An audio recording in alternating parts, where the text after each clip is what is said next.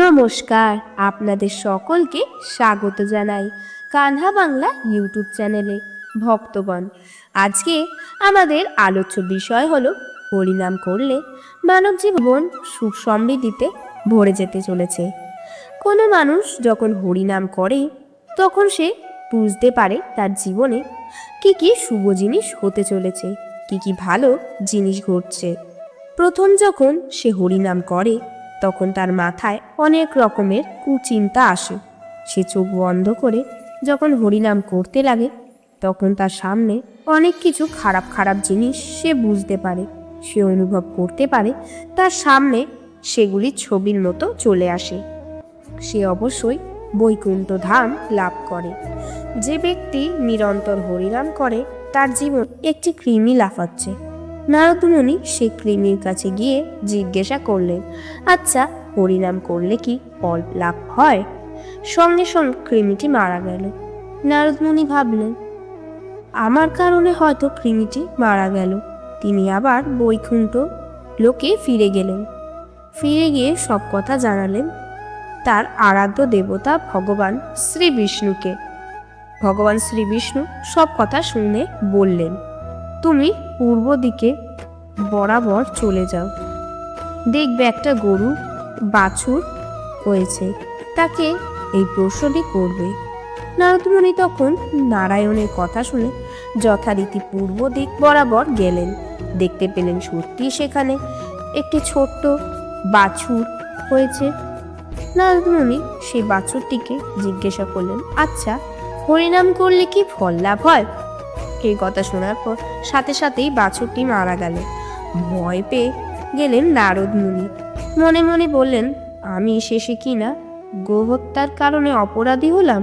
ভগবান, তুমি সব কিছু জেনেও অন্তর্যামী হয়েও আমাকে এইরকম একটা শাস্তি দিলে।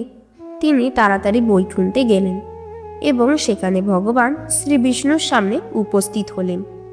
তারপর তিনি ভগবান শ্রী নারায়ণকে সব খুলে বললেন। ভগবান নারায়ণ তখন নারদ মুনিকে বললেন, তাহলে তুমি একটি কাজ করো নারদ মুনি, তুমি ওই দক্ষিণ দিক বরাবর যাও, দেখবে রাজার একটি সন্তান হয়েছে, তাকে তুমি এই প্রশ্নটি করবে। নারদ মুনি তার আরাধ্য ভগবান শ্রী নারায়ণের কথা শুনে গেলেন দক্ষিণ দিকে। সেখানে যাওয়ার পর নারদ মুনি সেই রাজার পুত্রকে জিজ্ঞাসা করলেন, আচ্ছা, হরিনাম করলে কি ফল লাভ হয়? ছেলেটি বলে উঠল, মুনিবর, আমি তো কোনোদিন হরিনামই করিনি, কিন্তু হরিনাম শুনে আমি কৃমিজনি থেকে মুক্তি পেয়ে গোবৎসরূপ জন্মগ্রহণ করলাম এবং গোবৎসরূপে জন্মগ্রহণ করার পর আপনি এসে যখন আমার সামনে ফের হরিনাম করলেন তখন আমি এই মানব জন্ম লাভ করলাম। আর এখন আমি যখন আমার সামনে হরিনাম করলেন, এবারে আমি আর জন্ম লাভ করব না। আমি এই মায়ার বন্ধন ত্যাগ করে আমি বৈকুণ্ঠ ধামে ভগবান শ্রীকৃষ্ণের চরণে যেতে চলেছি। তাহলে আপনি ভাবুন, হরিনাম শুনে যদি আমি মুক্তি লাভ করতে পারি, তাহলে হরিনাম করলে কি কি ফল লাভ করতে পারি? নারদ মুনি সব কিছুই বুঝতে পারলেন যে হরিনাম করলে কি কি ফল লাভ করা যায়, তা ভাষায় প্রকাশ করা সম্ভব নয়। অনেক মানুষ আছেন যে তার থেকেও কিছু উপকৃত হয়েছেন, হয়তো তার থেকে কিছু ফল লাভ করছেন, কিন্তু সেই ফল দীর্ঘস্থায়ী নয়।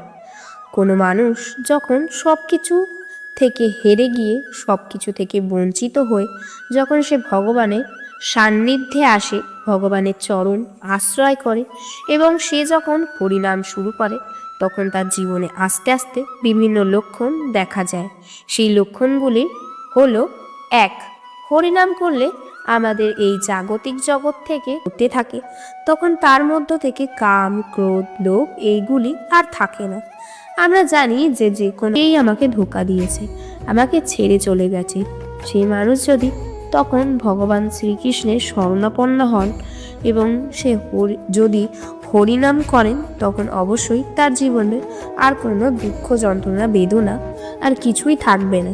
সে তখন আস্তে আস্তে এই জড়জগতে যে সত্যিটা সে জানতে পারবে। এই জড়জগতে আমরা যা দেখছি আমাদের চোখের সামনে যা ঘটছে, যা শুনছে, এই সবই কিন্তু মিথ্যে, এই সবই একটি ছলনা মাত্র। এগুলো কিছুই আসলে না। আসল জিনিস তো মৃত্যুর পর থেকে শুরু হয়। ভগবান শ্রীকৃষ্ণ বলেছেন যে আমার শরণাপন্ন হবে, যে নিরন্তর হরিনাম জপ করবে, তাকে যমরাজ পর্যন্ত গায়ে হাত লাগাতে পারবে না। তার মৃত্যুর পর আমি নিজে আসবো তাকে নিয়ে যেতে বৈকুণ্ঠ ধামে। তাহলে আমরা এত কিছু জেনেও, এত কিছু বুঝেও সেটিকে অস্বীকার করে আমরা এই জড়জগতের মিথ্যা জিনিসের পেছনে ছুটে বেড়াই কেন? অযথা সময় নষ্ট করি কেন? আমরা তো জানি যখন কোনো মানুষের কাছে অর্থ থাকে না, তার পাশে কিন্তু কেউ থাকে না। তার নিজের লোকও তাকে ঘৃণা করতে শুরু করে, কারণ তার কাছে অর্থ নেই। সে যে মানুষটির পেছনে অর্থ খরচ করতে পারবে না, অতএব তার কাছে থেকে কি লাভ? কারণ এই জড়জগতে প্রত্যেকটি মানুষ শুধু স্বার্থের পেছনে ছুটে বেড়ায়। কেউ যদি কারোর কাছ থেকে কোনো স্বার্থ না পায়, তাহলে সেই মানুষটির পেছনে ওই মানুষটি আর থাকবে না, বা সেই মানুষটিকে আর ভালোবাসবে না। কিন্তু ভগবান শ্রীকৃষ্ণ, তিনি সকলকে নিঃস্বার্থভাবে প্রেম করেন। আমরা তো সবাই জানি ভগবান বারবার ছুটে এসেছেন এই ধরাধামে তার ভক্তদের ভালোবেসে। তার ভক্তের কাছে তিনি এসেছেন। আমাদের যদি ভগবান এত ভালোবাসতে পারেন, আমরা কি ভগবানকে একটু ভালোবাসা দিতে পারবো না? আমাদের তো তিনি কিছুই করতে বলছেন না। তিনি বলছেন শুধু তার নাম জপ করতে, তাকে প্রেম করতে, তাকে ভালোবাসতে, তাকে অনুভব করতে। আমরা কি এটুকু করতে পারবো না? আমাদের কি এটুকুও সামর্থ্য নেই? কোনো মানুষ যদি নিরন্তর হরিনাম করে, সে তার নিজের মধ্যে এক ঈশ্বরের শক্তি অনুভব করতে পারে, একটা আলাদা ক্ষমতা অনুভব করতে পারবে। যে মানুষ সব সময় হরিনাম করে, সে কখনোই দুঃখ বেদনার মধ্যে থাকে না, সে সর্বত্র একটি আনন্দ অনুভবের মধ্যে থাকে, আনন্দ উপলব্ধির মধ্যে থাকে। এবং যে ব্যক্তি নিরন্তর হরিনাম করে, তার সঙ্গে কেউ মিথ্যা কথা বলে চলে যেতে পারে না। সে বুঝতে পারে যে অপর ব্যক্তিটি মিথ্যা কথা বলছে। যে ব্যক্তি নিরন্তর কিন্তু সত্যি সত্যি যে শ্রদ্ধার সাথে নিরন্তর হরিনাম জপ করে, তার কিন্তু মৃত্যু যন্ত্রণা অনুভব করতে হয় না। ভগবান শ্রীকৃষ্ণ নিজেই বলেছেন গীতায়, যে আমার নাম করে, যে আমার চরণে নিজেকে সমর্পণ করে, নিজেকে তার মৃত্যু যন্ত্রণা আর ভোগ করতে হয় না। যেমন বাঘ যখন শিকার করে, তখন শিকারটিকে দাঁত দিয়ে কামড়ায়, কিন্তু যখন সে তার নিজের বাচ্চাকে ধরে, এই একই দাঁত দিয়েই তখন কিন্তু আলতো করে সেই বাঘ তার বাচ্চাকে ধরে রাখে। ভগবান গীতায় সেই রকমই বলেছেন যে যে আমার ভক্তকে আমি নিজে নিতে আসি, আলতো করে তুলে নিয়ে যায়, যা